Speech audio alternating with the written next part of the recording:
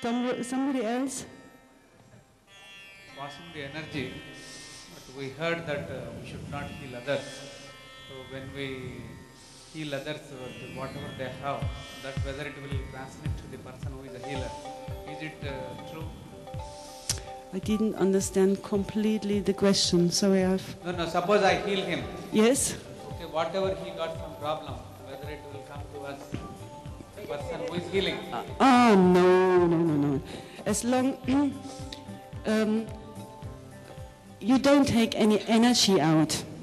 So you just, you take blockage out, but that's why it is important that you lead it into the ground. You don't keep it into your system, and you never ever give from your energy. So you have to open up. You have to wait until the energy is starting to float, and then you fill your body first. So you nourish yourself first. That's the first rule you have really to never forget. And then you start to put the hands on it. And then... Yes, that's what we did in the beginning. So you first have to harmonize the chakra system. You have to look if there is a lack of energy or if there's energy block. So you give energy inside or take it out.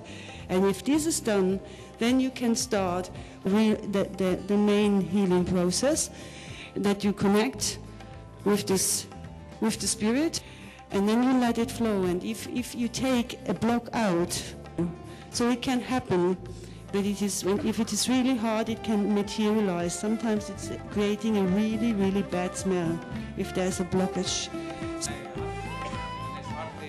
Because as long as you go on this side, as long as you give the energy, your energy fields are connected.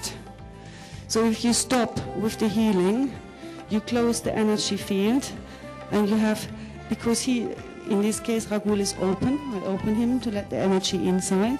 So I will close him and I will ground him again. So I take the energy down along the spine to the ground, and I ground him again. Then I go out of his energy system, going a step back, feeling myself again, thanking to the higher source and to the spirit to guide me, thanking him for the confidence. And then I'm breathing all the energy out through my foot chakra into the ground. And then I'm coming back. The energy, the unconditional love, the Christ energy, so that somebody can heal himself. At the end, we are just a vehicle, we're just a channel. At the end, everybody heals himself. But sometimes, as I said, if we have a broken leg, we need some sticks to walk, but after a while we have to walk ourselves. So we just give the impulse, the necessary impulse, or the spirit gives the impulse, and we are just the channel, but the healing is doing the person by himself. So if somebody don't want to be healed because there is an advantage with this sickness, the best healer, the best doctor, the best medicine can't do anything.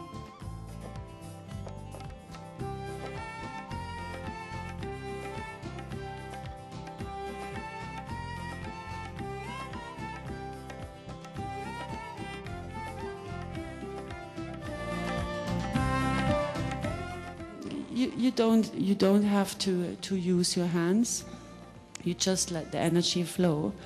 But you can also use your hands. You get guided, and if you feel comfortable with it, to use your hands and put it on the place where you feel the pain or where you feel you have to take a blockage out, then it is okay. So yesterday I had a session. It was originally it was a mediumship, but then the girl came and she said her father has a problem, and all of a sudden, and I thought, okay, that's the message, but that problem was really serious. So all of a sudden, I had this problem. I could feel it. I had it in my body, And I could not go further on with the mediumship session until I did the healing for the father, and I had to take it out of my body, and I was really using my hand because otherwise I couldn't get rid of the pain. And I was really using my hand, and I was taking it out, and then it was okay, and then I could go on with the mediumship session. So however you feel that it's comfortable for you, it is all right. You can do it just mentally, and you can do it using your hands. Can we run the energy throughout the whole body? Yes. And also through the chakras, all chakras? Yes, of course. Thank you. Of course, we have to. In the beginning, the first rule is really you have to fill yourself up with this energy, and then it goes through your whole chakra system to your whole body. The heart chakra and the third eye and the hand chakras are just the vehicles to send the energy. So if it is a distance healing, you just do it over your third eye. If it is a healing, somebody is here, you use your hands as an instrument to sense it and also to send it.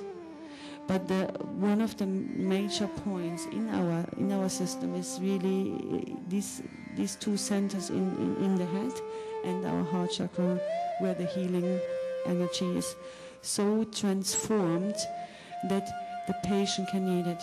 Because if you work with this energy, you get used, or if you go meditate regularly, go in the spiritual path, you are getting used more and more to this higher energy. It doesn't mean that the patient can stand this energy. So you are transforming the energy in a way that the patient can take it. And this is happening in these two parts, in the head and in our heart chakra.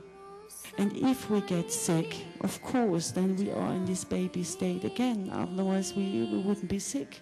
There is a leg somewhere, there is a hurt somewhere, and then we have to be very careful. And so we have to transform this energy, that the one who is there and trusting us can digest it.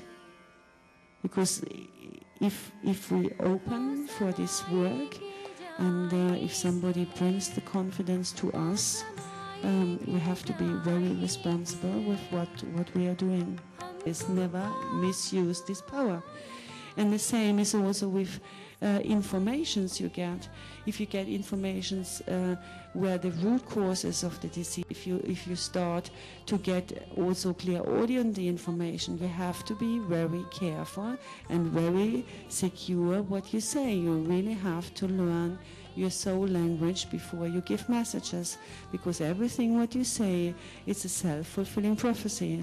The one who comes to you has a problem, so he's in a weaker position, so he puts you on a protest, even if it's not necessary, on a stage in a way, and he trusts you completely.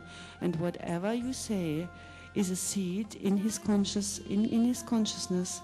And that's a self-fulfilling prophecy. And so there's a lot of responsibility. So we have to be really sure about what we do, and otherwise we should not do it. It's not only that we can harm somebody with it, we also change our karma if we are not responsible working with these things. Okay? Means it yes or no? Okay, thank you.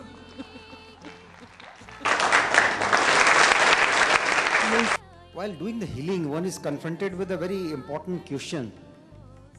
Whether the person who has got disease is related to the karma burden or it is something else. Now, how to differentiate that? Look, because if you get into the arena of karma, that means you are getting into something else which is not supposed to be doing it. How do you do the judgment that, look, this is part of karma, don't touch it because it's a nature's own work, right? And other than this, how do you differentiate? Do I rephrase it, or you could understand my question?